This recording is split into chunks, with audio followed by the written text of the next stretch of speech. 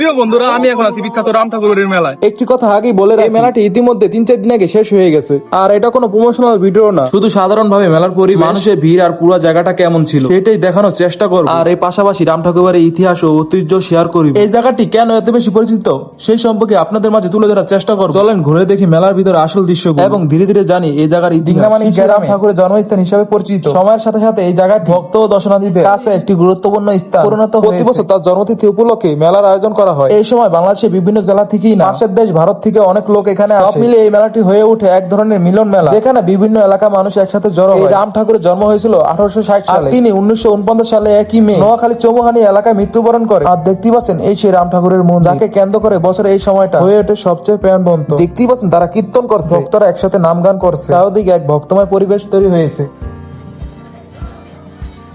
এখানে দেখতে পাচ্ছি একটি শিল্পী গান গাইছে।